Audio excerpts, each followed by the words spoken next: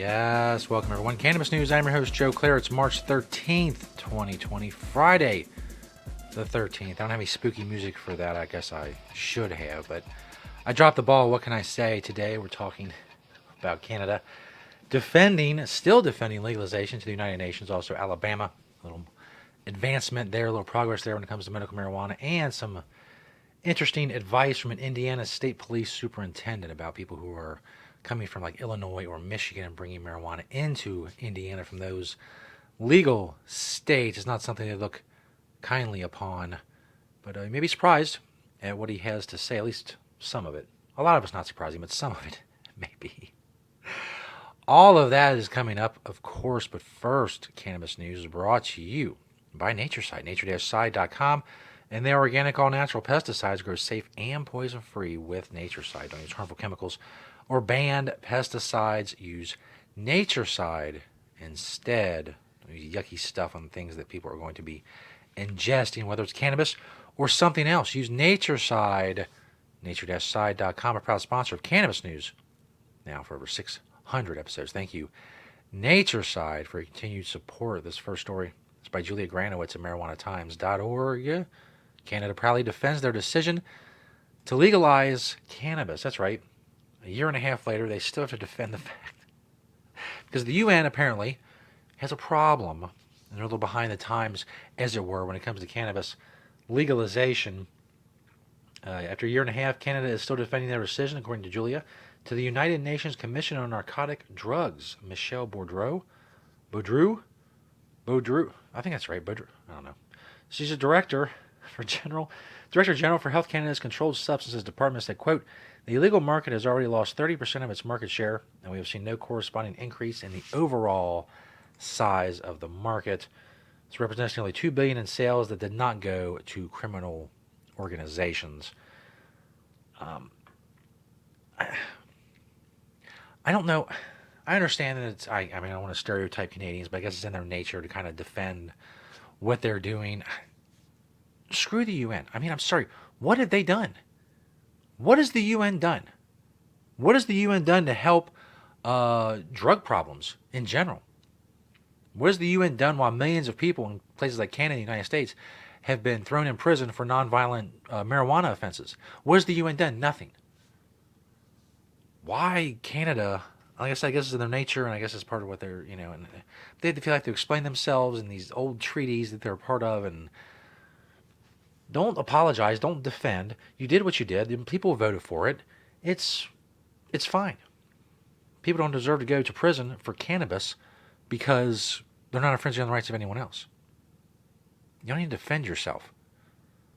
I mean, obviously, if people attack you, you have to defend yourself, but don't just no.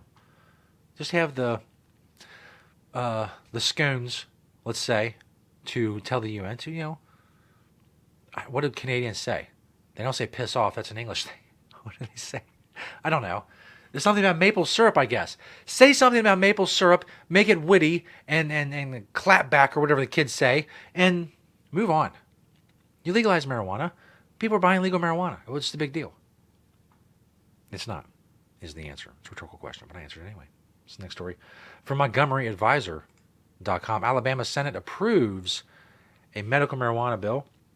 The Alabama Senate voted 22-11 Thursday to allow the use of medical marijuana for certain medical conditions. As you can imagine, it'll be pretty restrictive. The vote on the bill, sponsored by Senator Tim Melson, who's a Republican from Florence, Alabama, came after about 5 hours of often intense debate. Now it goes to the House of Representatives, where it has faced difficulties in the past. Melson said there could have been more of an organized effort to slow it down, and I appreciate the body not doing that. We tried to address some very serious things. I'm not taking this bill lightly. It's a big step for Alabama, and there's still a long way to go. Under the bill, a person 19 years or older looking to use medical cannabis would need a physician to certify if they have a qualifying condition. Those 18 or younger would need a parent to administer the cannabis. Qualifying conditions include anxiety, autism, cancer-related illnesses, Crohn's disease, epilepsy, fibromyalgia, HIV, AIDS-related nausea, and weight loss, also post-traumatic stress disorder, sleep disorder, Tourette's syndrome, and conditions causing chronic or intractable pain. An amendment offered by Senator Vivian Davis Figures, approved by the Senate on Thursday, added menopause and post-menstrual syndrome to the list of approved conditions. But speaking of the restrictiveness of the bill, listen to this. Smoking, vaping, or consuming baked or infused cannabis products such as brownies or gummies would be forbidden. That's right, patients could consume the cannabis as a tablet or in oil or glycerin form, and that would be it. No smoking, vaping, no edibles of any kind. And for what? For what? Just to make it harder for the people you supposedly care about to take their medicine? I understand it's progress, and that's great, but it's not much. I mean, let's be real about it. Oil and tablets. First of all, they make marijuana, like the full spectrum marijuana tablets. I don't know. The last I heard about tablets was stuff like Marinol, which was synthetic THC. Are there actually tablets that have the same effect as cannabis? I have not heard of them. That doesn't mean they don't exist, obviously. I don't hear about everything that happens in the world of cannabis, but I hear about a lot of it. And I've never heard about someone taking marijuana pills and then being effective. Are they talking about Marinol here? I don't know. But even where some states have banned smoking, which is ridiculous in of itself, they go further with vaping and edibles. And they're still worried that it may not pass the House. That's Alabama, so I mean, what are you going to do? If you're in Alabama, I guess you would call your representatives, but if you're outside Alabama, what are you going to do? Nothing. We move on.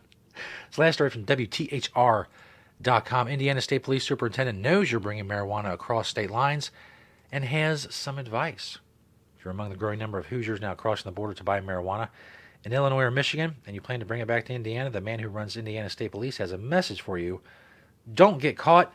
Don't get caught, said ISP Superintendent Doug Carter, slowly repeating himself for emphasis. The substance in Indiana is still illegal.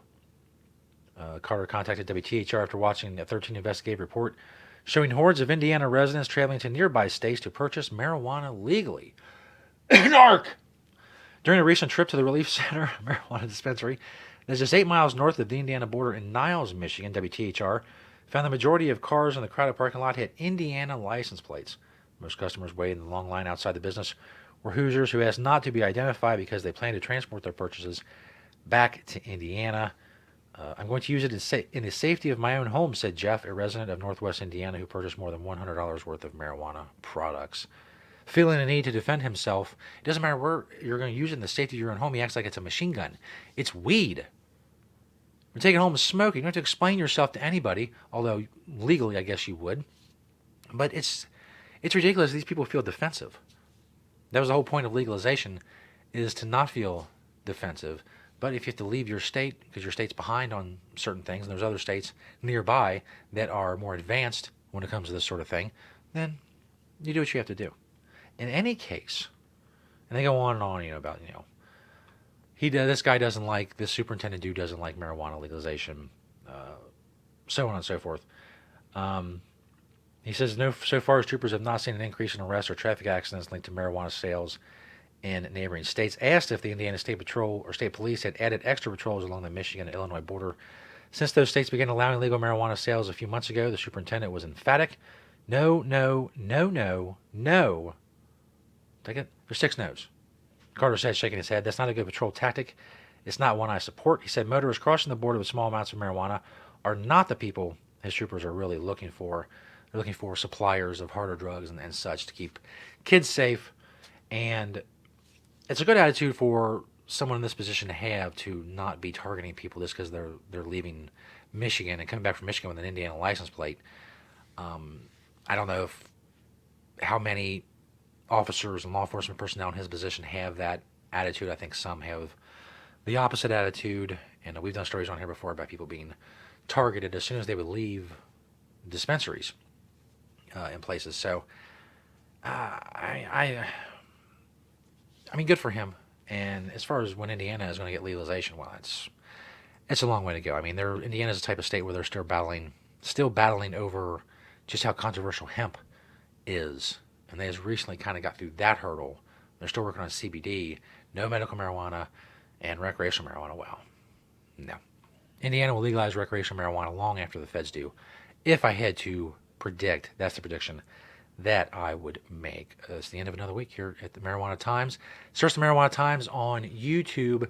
Go out, have a good weekend. I know the coronavirus thing, a lot of you are staying inside. That's great. Catch up on old episodes of this.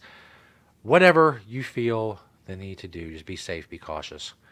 Take precautions, which is, I guess, the same as be cautious. I'm just repeating myself. So we'll move on.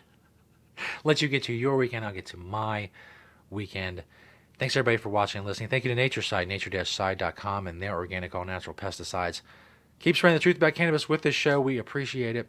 Again, subscribe on YouTube or find us at marijuanatimes.org by clicking the video tab. Thanks for watching and listening today.